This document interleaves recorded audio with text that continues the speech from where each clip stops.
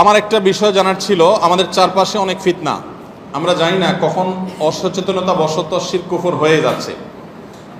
আমরা যাতে ঈমান নিয়ে মৃত্যুবরণ করতে পারি, এক্ষেত্রে আমাদের আমল কি হবে?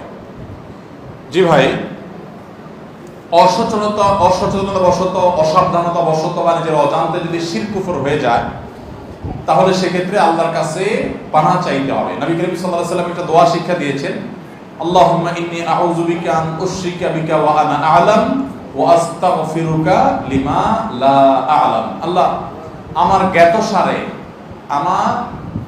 জ্ঞাতসারে আমি জেনে বুঝে কোনো শিরকে যেন লিপ্ত হওয়া থেকে বেঁচে থাকি, এবং আমার অজ্ঞাতসারে, আমার অজান্তে কোনো শিরক হয়ে যায় কিনা সেখান থেকেও আপনি আমাকে পানাহ দিয়েন, বাঁচায় রাখেন। এই দোয়া আল্লাহর কাছে করতে হবে। তরুণ ভাইরা আমার, বিশেষ করে আপনাদেরকে বলতে চাই, সূরা কাহফে আসহাবে কাহফের যুবকদের ঘটনা ভালো করে পড়বেন।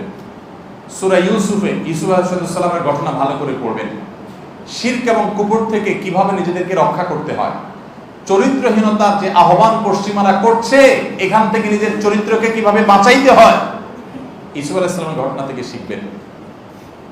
মনে রাখবেন, খুব বেশি তরুণের দরকার নাই, অল্প কিছু তরুণ যদি ঈমান আমলকে বাঁচায় রাখতে পারে, শিরক মুক্ত জীবন ধরে রাখতে পারে, নিজের চরিত্রটাকে হেফাজত করে রাখতে পারে, এরাই ইনশাআল্লাহ গোটা সমাজের পট একবার পরিবর্তন করবে। এরাই একসময় ইনশাআল্লাহ সমাজের পট পরিবর্তন করার জন্য যথেষ্ট হবে। আসহাবে কাহফের যুবকদের সংখ্যা খুব বেশি ছিল না ভাই, ৬-৭ জন মানুষ ছিল, পট পরিবর্তন করে দিয়েছে ভাই। অতএব যুবকরা মনে রাখবেন, আমি সবসময় বলি, চরিত্র নষ্ট করা এটার জন্য যোগ্যতা লাগে না। হারাম রিলেশন করলেন, অবৈধ সম্পর্ক করলেন, জেনা ব্যভিচারে লিপ্ত হলেন, এগুলোর জন্য যোগ্যতা লাগে না। এগুলো গরু ছাগলও পারে, অযোগ্য মানুষ, অথর্ব মানুষও পারে, কিন্তু এগুলো থেকে বাঁচার জন্য মেরুদণ্ড দরকার হয়, হিম্মত এবং সৎসাহস দরকার হয়, যে আমি আমার চরিত্রে কালিমা লাগতে দেব না, আমার সকল ভালোবাসা জমিয়ে রাখবো বৈধ ভালোবাসার জন্য, বৈধ স্ত্রীর জন্য, বৈধ বিবাহের জন্য। কিন্তু আপনাকে ভালো থাকতে দেয়া হবে না। আপনাকে নাটক দেখিয়ে, সিনেমা দেখিয়ে, নোবেল পড়িয়ে, উপন্যাস পড়িয়ে, আপনাকে বই পুস্তকের মাধ্যমে, স্বাস্থ্য সুরক্ষার নামে, নানা নামে, আপনাকে গ্রুপ ওয়ার্কের নামে, গ্রুপ অ্যাসাইনমেন্ট করার নামে, বিভিন্ন নামে আপনাদেরকে শেষ করে ফেলা হবে।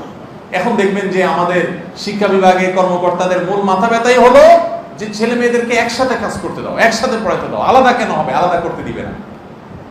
বুঝে আসছে কথা?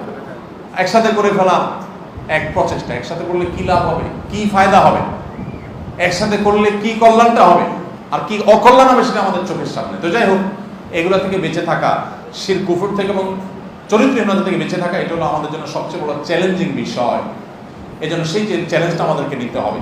তো এই ধরনের শিরক কুফর নিজের অজান্তে হয়ে গেছে কিনা এরকম মনে হলে আমরা আল্লাহর কাছে ওই যে দোয়া পড়বো, আর বেশি বেশি কালিমাতুশ শাহাদা পাঠ করবো, ঘন ঘন ঈমানকে নবায়ন করবো। আশহাদু আল্লা ইলাহা ইল্লাল্লাহ ওয়া আশহাদু আন্না মুহাম্মাদার রাসূলুল্লাহ। নবী করিম সাল্লাল্লাহু আলাইহি ওয়াসাল্লাম বলেছেন, জাদ্দিদু ঈমানাকুম। ক্বালু কাইফা নুজাদ্দিদু ঈমানানা ইয়া রাসূলুল্লাহ? ক্বাল আকসিরু মিন কওলি লা ইলাহা ইল্লাল্লাহ। নবী সাল্লাল্লাহু আলাইহি ওয়াসাল্লাম বলেছেন, তোমাদের ঈমানকে ঘন ঘন নবায়ন করবা। এই যে ঈমান কখন চলে যায় আমরা টের পাই না। কিভাবে ঈমান নবায়ন করবে আল্লাহর রাসূল? লা ইলাহা ইল্লাল্লাহ বেশি বেশি করে পাঠ করো, মুস্তাহজার করো যে আমি আল্লাহর একত্ববাদের সাক্ষ্য দিচ্ছি, কখন না জানি আমি ঈমান হারা হয়ে গেছি কোন কথার কারণে। এজন্য শিরক এবং কুফর সম্পর্কিত ইলম অর্জন করতে হয়। ডক্টর আব্দুল্লাহ জাহাঙ্গীর রহমানুল্লাহ ইসলামী আকীদা বই পড়তে পারেন, আরো অনেক বই আছে, মুফতি মনসুরুল্লাহ সাহেবের ঈমানের একটা বই আছে, মোহাম্মদ আব্দুল মালিক সাহেবের একটা বই আছে, ভালো ভালো ঈমান সংক্রান্ত বইগুলো আছে। এই বইগুলো পড়েন, ঈমান কিসে আসে কিসে যায় এগুলো জানার চেষ্টা করেন। আমরা ওযু ভাঙার কারণ জানি, নামাজ ভঙ্গের কারণ জানি, রোজা ভঙ্গের কারণ জানি, কিন্তু ঈমান ভঙ্গের কারণ 99% মানুষ জানে না। ঈমান ভঙ্গের দুইটা কারণ বলতে বললে অনেকে বলতে পারবেন না। অথচ শিরকে, বড় শিরকে লিপ্ত হলে ঈমান ভাঙে, বড় কুফরিতে লিপ্ত হলে ঈমান ভাঙে। ঈমান ভাঙার আরো বহু কারণ আছে। আল্লাহ তাআলা আমাদের সবাইকে এগুলো জানার তৌফিক দান করুন। এগুলো জানলে আমরা বেঁচে থাকতে পারবো। আস-সুন্নাহ ফাউন্ডেশন, উম্মার স্বার্থে সুন্নাহর সাথে।